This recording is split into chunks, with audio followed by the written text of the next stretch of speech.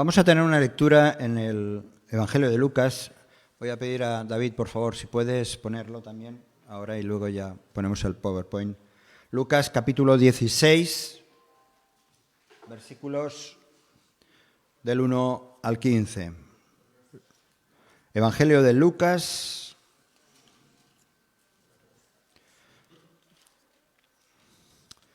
por cierto, que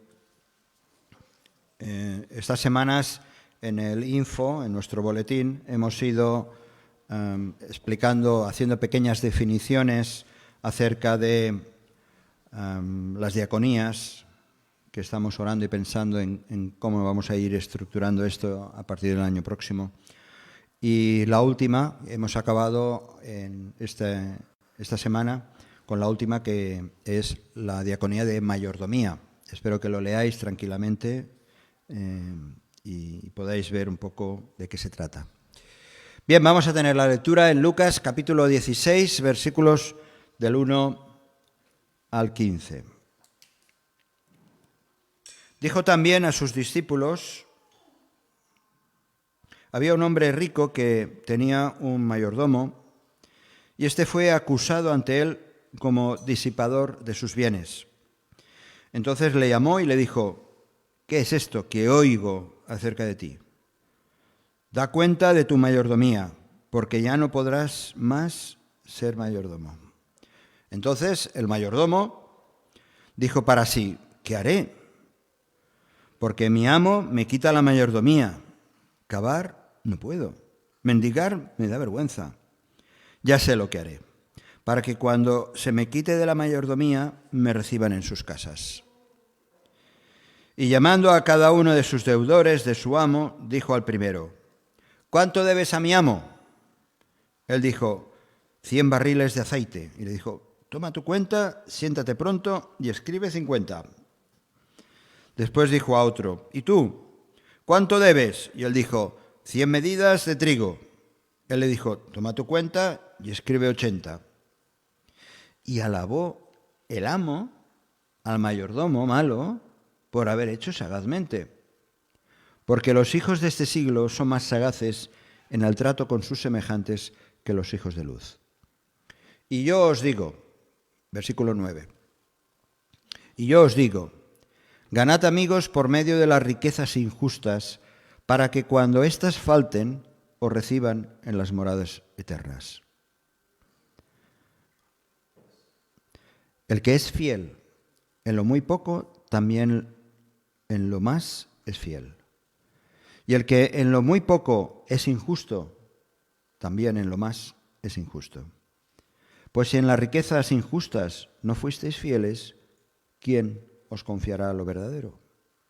Y si en lo ajeno no fuisteis fieles, ¿quién os dará lo que es vuestro? Ninguno puede servir a dos señores, porque o aborrecerá al uno y amará al otro, o estimará al uno y menospreciará al otro. No podéis servir a Dios y a las riquezas. Y oían también todas estas cosas los fariseos, que eran avaros, y se burlaban de él. Entonces él dijo: vosotros sois los que os justificáis a vosotros mismos delante de los hombres, mas Dios conoce vuestros corazones, porque lo que los hombres tienen por sublime, delante de Dios es abominación. Hasta aquí la lectura de esta mañana, hermanos. Bien, vamos a ver si esto funciona. Realmente cuando oímos la palabra mayordomo, ¿verdad?, viene a nuestra mente esta imagen de un criado anglosajón, bien trajeado, bien puesto, ¿no?, con buenos modales. De esta manera sirven pues a los propietarios de su casa, una casa adinerada, o quizá a la realeza, ¿no? Esta es la idea que tenemos en nuestra mente. Pero aquí realmente la palabra mayordomo no tiene nada que ver con esta imagen que tenemos, tiene que ver con el oficio de administrador. Administrador de los recursos de la casa, en aquella casa donde esté sirviendo. vendría a ser algo así como un gestor. Algunos de nosotros hemos ido alguna vez a un gestor, ¿no? A la gestoría. Vendría a ser una gestoría, un gestor privado, propio, que te ayuda a llevar todos los recursos. Bien, Lucas cita esta parábola justamente después de la parábola del hijo pródigo. Si veis en el capítulo 15, habla del hijo pródigo, que la conocemos muy bien. Sabemos que uno de los elementos de la parábola del hijo pródigo es que el hijo pródigo quiso, Padre, dame todos los bienes que lo voy a administrar yo. Y así acabó él, ¿no? Con su manera de gestionar los recursos que el Padre le dio. Y precisamente en este mismo capítulo 16, más adelante aparece no una parábola, no sabemos bien si podría ser una historia que Jesús conocía bien. Es la historia de Rico y Lázaro, y que de alguna manera hay algo en común en estas tres historias o parábolas, y es el dinero, las riquezas. Las riquezas que persigue todo ser humano, pero que no conducen a la vida eterna, y que en muchos casos las riquezas es causa de perdición eterna, ¿no? Cada una de ellas presenta diferentes aspectos en los que nos encontramos, salvo esta, la parábola del mayordomo infiel, o depende de la versión, del mayordomo deshonesto o malo, etc., ¿no? Hay que tener en cuenta que precisamente este personaje era un sinvergüenza. Aparentemente era un sinvergüenza porque era un estafador. Estaba estafando a su jefe y estaba estafando a aquellos que eran acreedores o deudores. Hay que tener en cuenta que este señor de aquí, no, pero este personaje, el mayordomo, es uno más de los muchos personajes, digamos, negativos que aparecen en la Biblia. En la Biblia tenemos de toda clase, ¿no? Y hay asesinos, hay malvados, hay traidores, hay ladrones. Y esto es lo fantástico de la palabra de Dios, que no esconde la realidad humana, ¿verdad? Y ahí lo pone en evidencia. Y siempre, aunque la situación sea muy negativa, es para traernos a nosotros, por un lado, mostrar el pecado, y por otro lado, la respuesta de parte de Dios. En este caso, es una parábola, es una historia ficticia, ¿vale? Es una historia ficticia. Este mayordomo no existió. Y Jesús la presenta como un contraste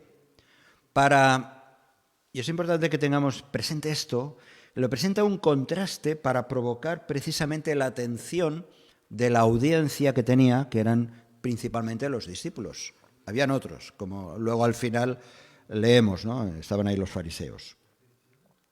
Y no solamente para llamar la atención y dar una respuesta, sino también, sobre todo, para aleccionar a sus discípulos. Y este era un método que el Señor Jesús lo utilizaba muchísimo.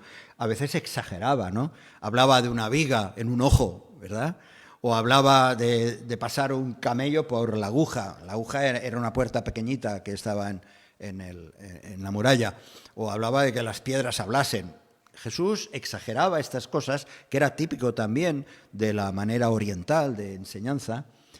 Exageraba para llamar la atención de su audiencia. Bien, en esta parábola el Señor pone como ejemplo a un hombre que seguía los principios de este mundo, que estaba siguiendo los principios de este mundo. Un sistema realmente opuesto al de Dios. En la palabra de Dios se nos dice que este mundo ama a los suyos. Este mundo ama a los suyos, a los que comparten sus valores, a los que están conviviendo con las mismas ideas y que además aborrecen, este mundo en general aborrece a aquellos que seguimos la palabra de Dios o seguimos a Dios. El propio Señor Jesús decía en Juan capítulo 15, versículos 18 y 19, si el mundo os aborrece, sabed que a mí me ha aborrecido antes que a vosotros. Si fuerais del mundo, el mundo amaría lo suyo.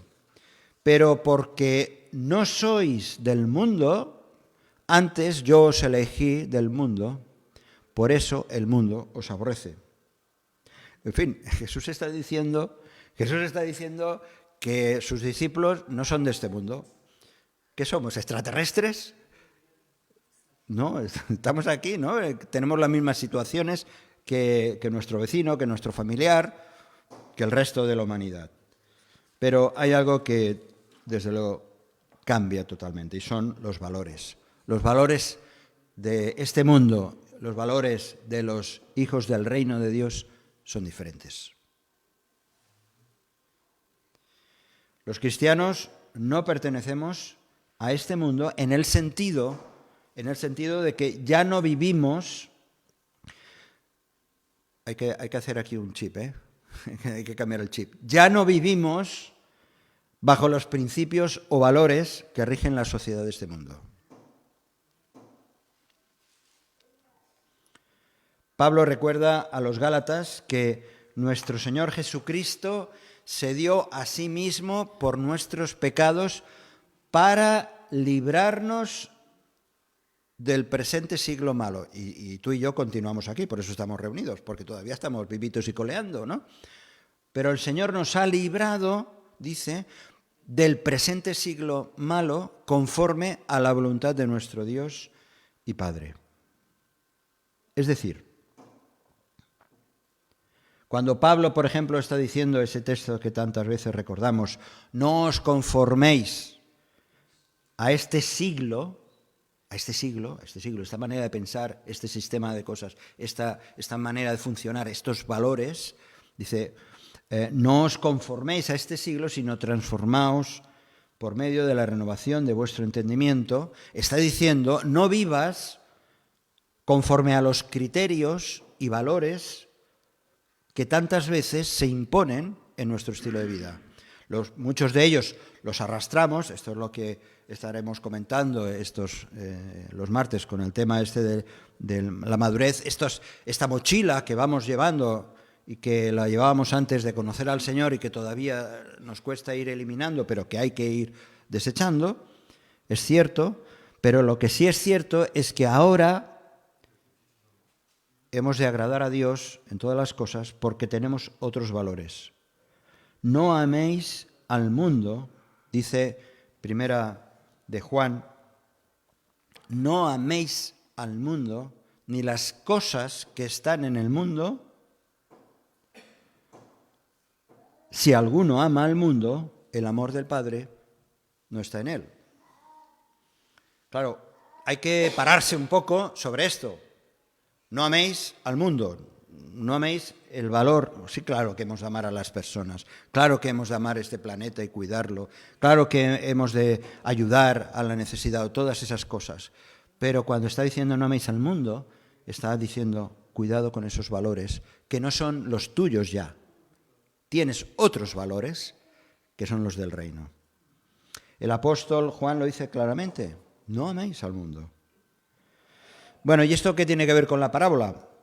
Pues que precisamente en este mundo una de las cosas que más se aprecia o valora, una de las cosas, es ese instinto de supervivencia que lleva a personas a hacer barbaridades, incluso a aceptar, por ejemplo, estos tratos comerciales de dudosa ética, estas prácticas que incluso llegan al final a elogiar a aquel que hace algo mal.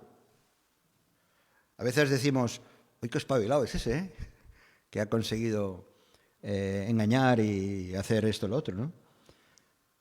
Estamos en nuestro ambiente popular, aunque la justicia lo desecha, ¿vale? Sí, en nuestra justicia, por lo menos aquí en España, castiga al estafador cuando lo demuestra y depende de quién sea a veces. pero es cierto que ahí está la justicia, pero en el ámbito popular, entre la gente, entre nosotros, pues somos capaces de disculpar y hasta elogiar a aquel que ha hecho una barbaridad. Hay ese refrán que dice que quien roba a un ladrón tiene 100 años de perdón. Y ahí demuestra que en nuestro estilo de vida popular, en nuestra sociedad, aceptamos estas cosas. Pero la palabra de Dios expresamente dice lo contrario. Romanos 3:23 nos dice que todos pecaron y no hay excusa. Todos pecaron y están destituidos de la gloria de Dios. Cualquier persona nunca será inocente delante de Dios, ante los ojos de Dios. Nunca. Y gracias, como hemos estado recordando, gracias a la obra de la cruz hemos sido justificados. Hemos sido justificados. Y ahora podemos vivir conforme a los valores de Dios, una vez que hemos dado esos pasos. ¿Vamos viendo esto? ¿Nos vamos centrando en la parábola? Vamos a entrar en ella un poquito. Tenemos aquí un astuto mayordomo. Jesús contó esta parábola del mayordomo infiel, pues para enseñar a sus discípulos que debían usar las riquezas para cumplir los propósitos del reino. Del versículo, la parábola o la lectura que hemos hecho, del versículo 1 al versículo 8, la primera parte del versículo 8 es la parábola, y luego a partir de la segunda parte del versículo 8 hasta el final es la explicación, la lección, lo que el Señor quería explicar o enseñar a los discípulos y a nosotros también. Así que esta es la historia de un hombre rico, de su mayordomo astuto. En aquellos tiempos la gente normalmente tenía estos mayordomos, estos administradores, a veces eran siervos o esclavos, que llevaban sus asuntos. Y en realidad lo que la misión, el objetivo de estos personajes es que aquellos bienes que tenía el propietario rindieran. Acordaos de la otra parábola, la parábola de los talentos, ¿verdad? También nos muestra un poco esa idea. Pero ¿qué pasa? Que aquel mayordomo era culpable de malversación, era culpable de apropiación indebida de fondos, como ahora se dice, malgastó los bienes de su jefe. Dice, capítulo 16, versículo 1, había un hombre rico que tenía un mayordomo y este fue acusado ante él como disipador de los bienes. Y además fue acusado por terceras personas. O sea que otros, posiblemente algunos de los estafados, de los engañados, pues se lo dijeron a este hombre rico y por eso él se presenta. El hombre rico vio a su mayordomo como un irresponsable e infiel y en consecuencia lo despidió. Había llegado la hora de rendir cuentas este mayordomo. Ahora bien, como buen superviviente, volvemos otra vez a la idea de antes de la supervivencia, como buen superviviente, entonces este hombre decidió actuar de acuerdo con su ley moral, con la ley que está en este mundo. Se miró a sí mismo, dijo, ¿y ahora qué faré? ¿Qué faré yo? Se miró a mí y dijo, cavar no puedo. Eso de coger el pico y la pala, no puedo. Mendigar, me da vergüenza. Hombre, con estas manos delicadas, con estas manos que solamente ha contado dinero, ¿cómo me voy a poner yo ahora a picar y a trabajar en un trabajo normal? Y eso de vergüenza, ¡ay, qué vergüenza de mendigar! Cuando no tenía vergüenza para robar, ¿verdad? Para robar no tenía vergüenza. Pero él se mira a sí mismo, piensa en su futuro, piensa en su currículum y quiere seguir trabajando como mayordomo, como administrador de otros. No sintió remordimiento este hombre, no vemos ni un ápice, por lo menos en la parábola que el Señor explica, ni un ápice de arrepentimiento. ¿No suena esto un poco? Personas que actúan mal por una razón u otra y lo están haciendo de una manera continua y sí, dicen, reconocen, sí, ho he fet malament, ho he hecho mal. Pero no hay remordimiento ninguno. Al contrario, buscan salidas para seguir viviendo y actuando de la misma manera. Tantas veces. Y este hombre pues dice, no, yo soy una persona con recursos, yo tengo experiencia en administración, tengo que buscar otras alternativas, yo soy un emprendedor, quizá lo he hecho mal, pero lo que no voy a estropear es mi autoestima. Y entonces pasa a la acción. Aquel hombre era un estafador nato, deshonesto hasta la médula, es cierto. Así que urdió o intentó labrar su futuro, urdió un plan para preparar su futuro. Acudió, ¿qué hizo? Lo hemos leído, acudió a otros deudores del hombre rico que le debían a su amo y le rebajó la deuda. Cuando él ya estaba a punto de estar patitas en la calle. ¿Por qué lo hizo? Lo hizo porque dice, si voy a estar en la calle, por lo menos aquellos a los que se les rebajará esa deuda, pues posiblemente me reciban luego en su casa y sea yo el administrador. Y nos encontramos con esta cosa extraña. No sé si a ti te ha pasado cuando lo leíste por primera vez, esta historia o esta parábola. Dice que el amo lo alaba, lo elogia, dice que alabó el amo al mayordomo por haber actuado sagazmente. Versículo 16, versículo 8.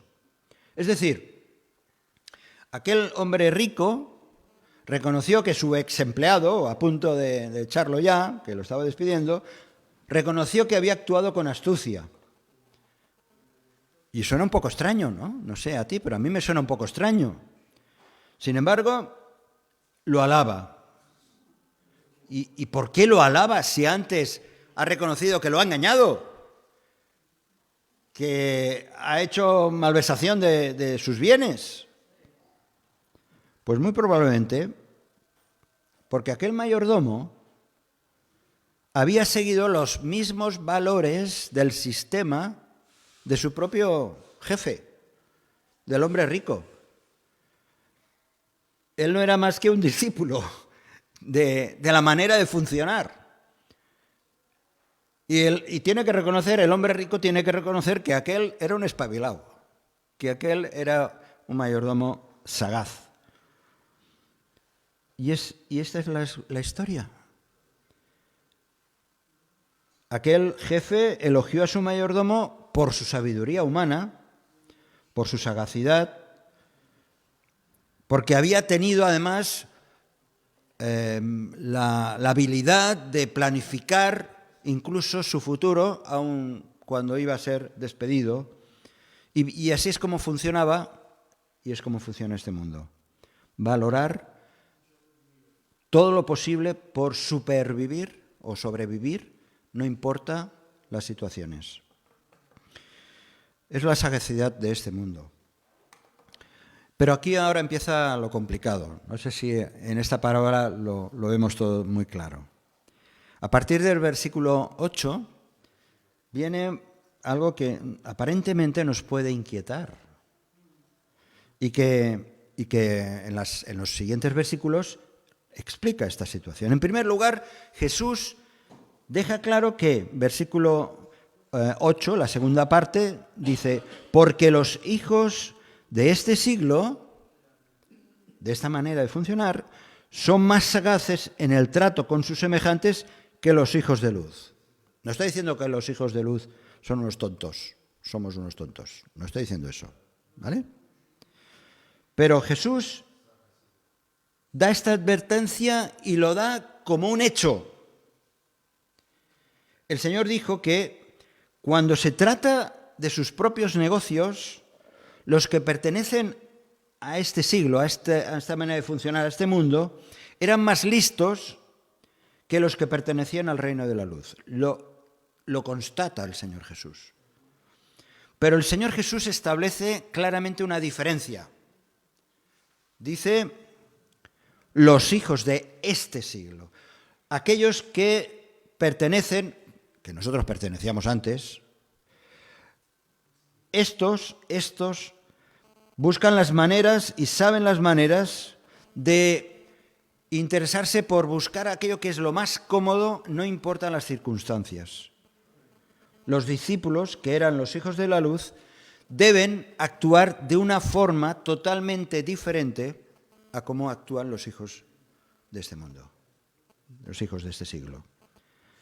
Por supuesto, no de una manera deshonesta. Por supuesto, teniendo en cuenta al hijo de la luz que hay prójimo, que hay necesitados, que hay otros valores. Acordaos cuando el Señor Jesús escogió a los 12 discípulos, les advirtió: he aquí yo os envío como a ovejas en medio de lobos, sed pues prudentes, hay una versión que dice astutos, sed prudentes como serpientes y sencillos como palomas. Sin embargo, una vez que Jesús establece esta diferencia entre los hijos de este siglo y los hijos de la luz, sin embargo, está el versículo 9 que aquí hemos de pararnos. Porque dice: ganad amigos por medio de las riquezas injustas, para que cuando éstas falten, os reciban en las moradas celestiales o eternas. ¿A qué choca este versículo? ¿A qué choca? Bien, Jesús está hablando de las relaciones que el creyente o el cristiano, el hijo de Dios, el hijo de la luz, ha de tener, las relaciones que ha de tener con las riquezas de este mundo, en definitiva, con el dinero. El dinero ni es bueno ni es malo. El dinero es amoral, es amoral. Dice la Escritura que el amor al dinero es la raíz de todos los males. Y no hace falta ser un avaro, no hace falta estar continuamente luchando por tener seguridad económica para dar prioridad precisamente a eso, a lo material. Decía el apóstol Pablo, capítulo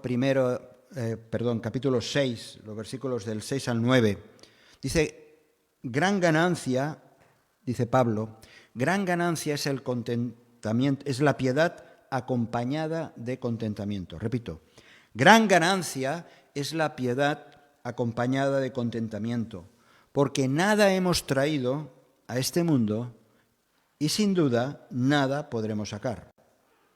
Así que, teniendo sustento y abrigo, estemos contentos con esto.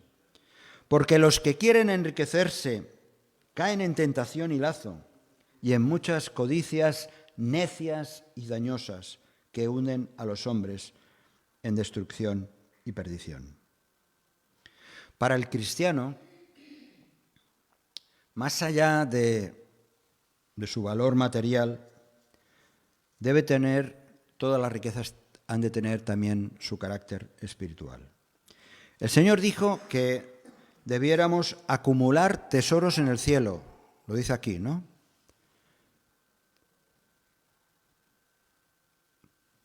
Ganad amigos por medio de las riquezas injustas, para que cuando éstas falten os reciban en las moradas eternas.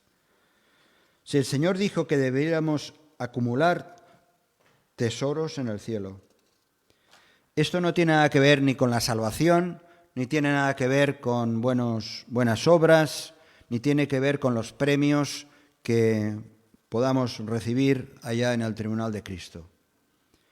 Está diciendo que tendríamos que ser sabios en la forma en qué y en cómo administramos o utilizamos el dinero.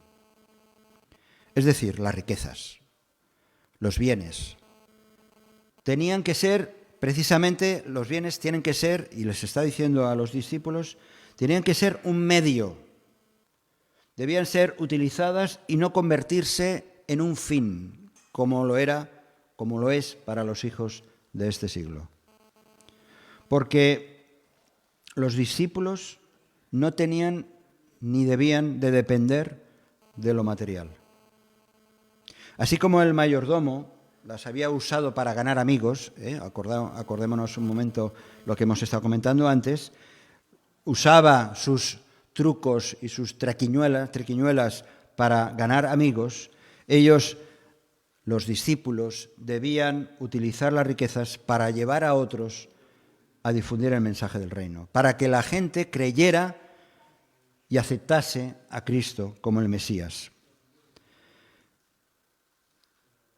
Este sería el tema del dinero, este uso inteligente, sabio de las riquezas, sería realmente el valor del cómo yo tengo en cuenta las riquezas, el dinero, lo material.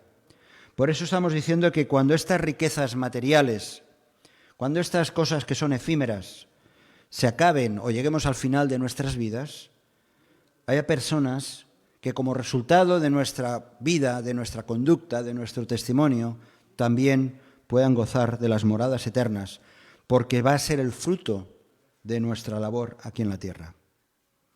Es un ejemplo que Jesús está poniendo.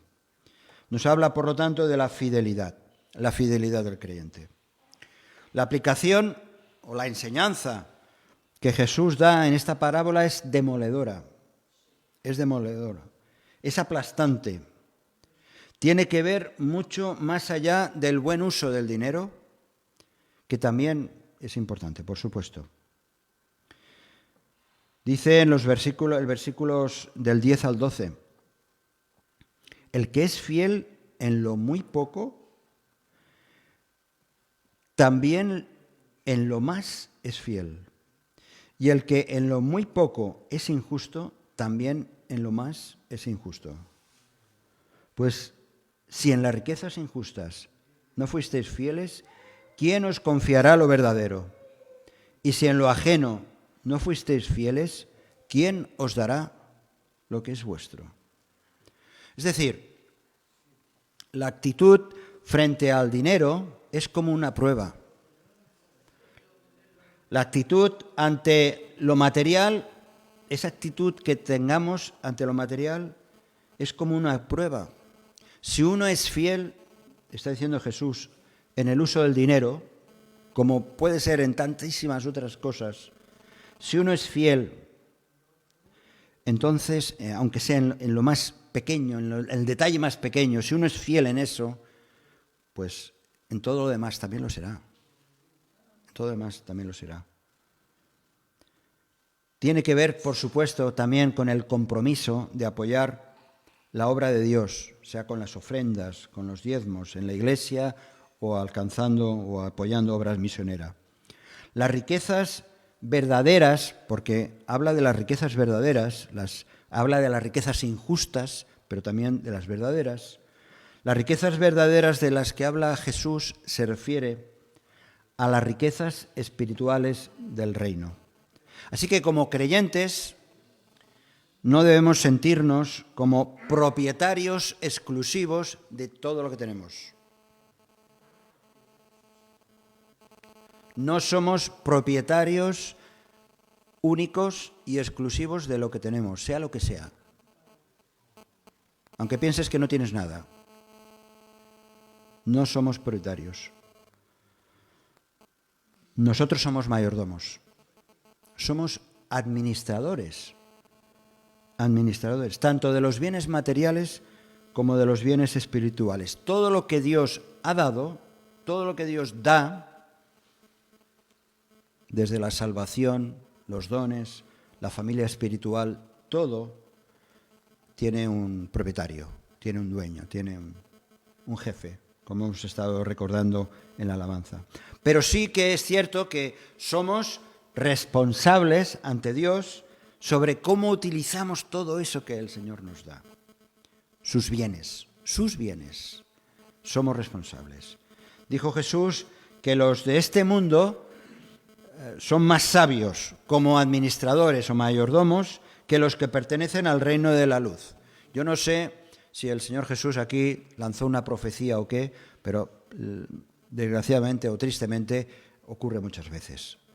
Los paganos, los incrédulos, los que rechazan a Dios, muchas veces son más sagaces, astutos que nosotros, porque no sabemos administrar, no relacionamos que todo lo material tiene una trascendencia espiritual. Y estamos muchas veces envueltos solamente en lo material sin percibir que todo eso tiene una proyección espiritual.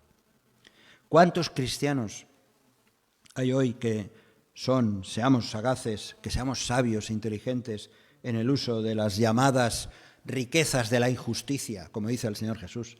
Utiliza esta palabra, riquezas de la injusticia, refiriéndose a lo material, a lo que gestiona este mundo.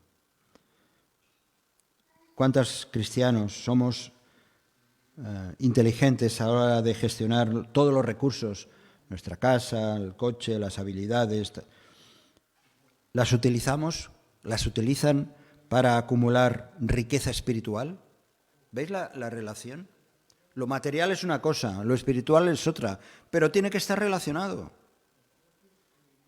Están puestos, aquello material que Dios pone a nuestro alcance, están puestos al servicio de la obra de Dios porque Él es el propietario.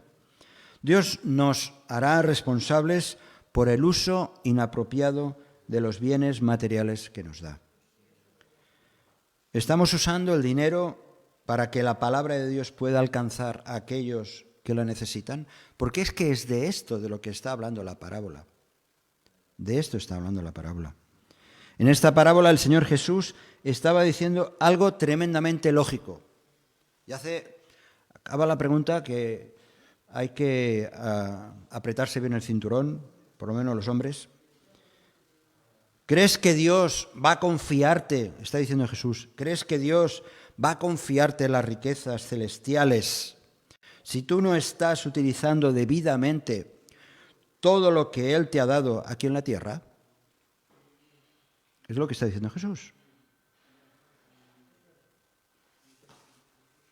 Si en las riquezas injustas, versículo 11, no fuisteis fieles, ¿quién os confiará lo verdadero?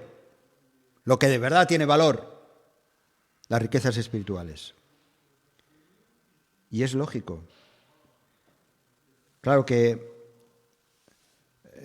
eso no significa que hemos de despreciar todo lo material en absoluto, pero el dinero es un asunto espiritual. Es un asunto espiritual. No me refiero solamente a las ofrendas, que lo son, que deben serlo así, que es parte de nuestra adoración. El uso de todos los recursos que Dios nos da, Dios nos va a pedir cuentas. Dice, versículo 13, ningún siervo puede servir a dos señores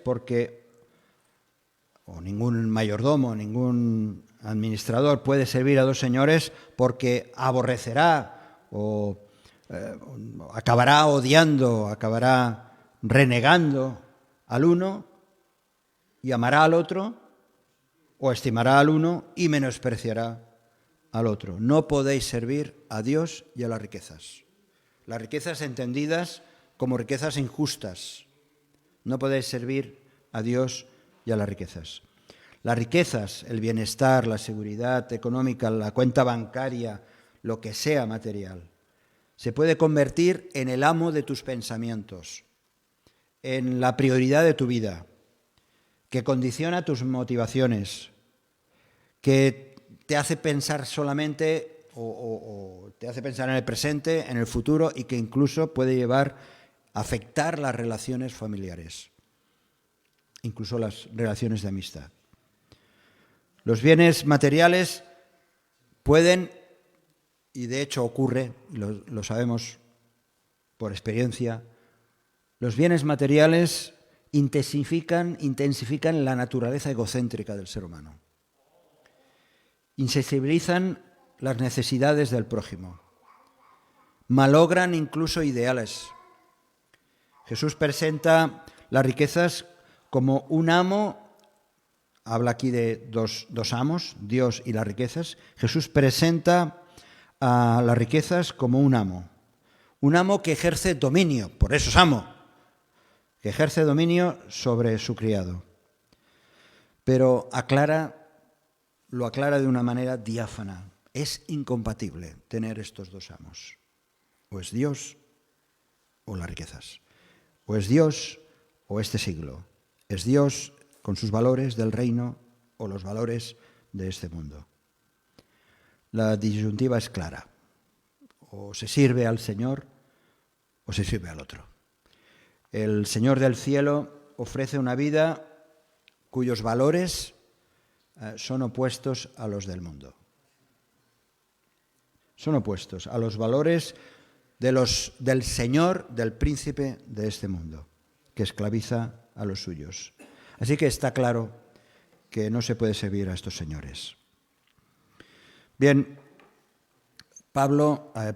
Lucas recoge al final de esta parábola que mientras estaba, el versículo 14, mientras estaba Jesús narrando esta parábola, dando la explicación, dando la lección, mientras estaba narrando esta parábola, dice que habían unos que estaban por ahí escuchando, merodeando, y entre ellos estaban los fariseos. Los fariseos tenían una actitud activa ante el mensaje de Jesús. Tenían una actitud activa, pero equivocada.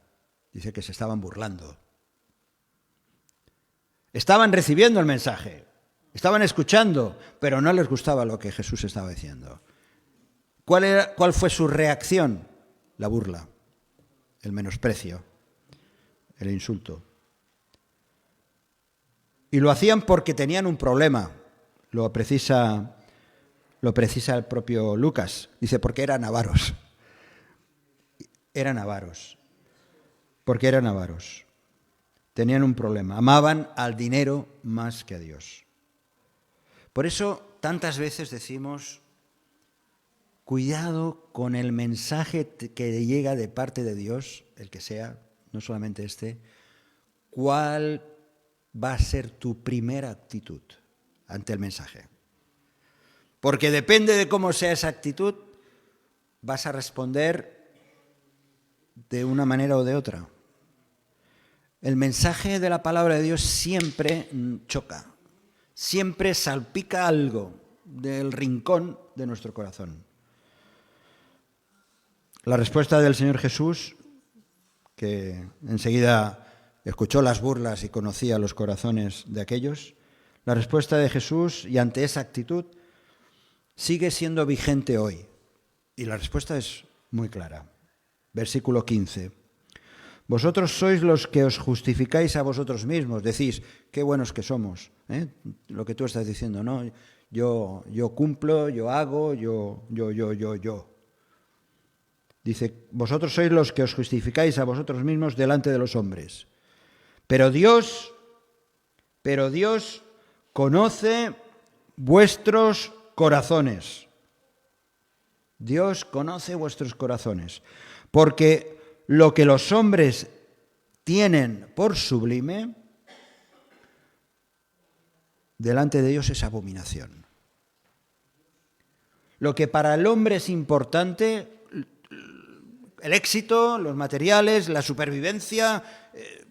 Oye, que yo no soy una persona que soy rica, ni quiero, ni pretendo ser rica, pero quiero tenerlo todo, claro que sí. Pero aquello que yo lo considero lo más importante, para Dios no es nada. Al contrario, dice, es abominación, es basura apestosa. Por eso el Señor Jesús, y con esto acabo, hermanos, decía estas palabras.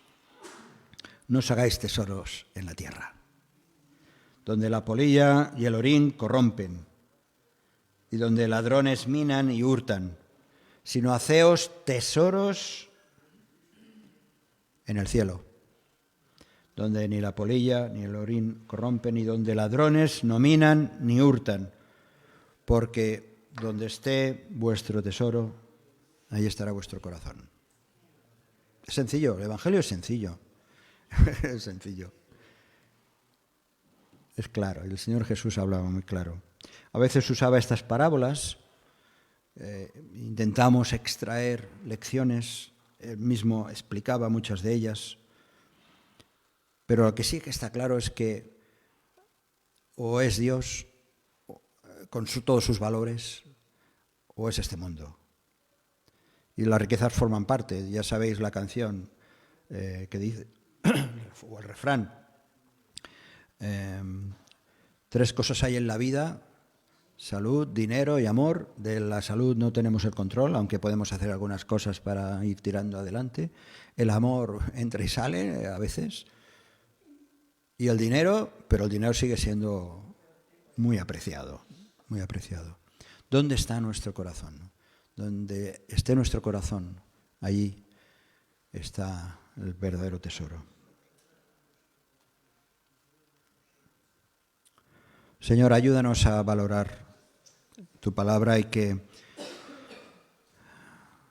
sepamos administrar, ser mayordomos de todo cuanto tú nos das, en lo material y en lo espiritual.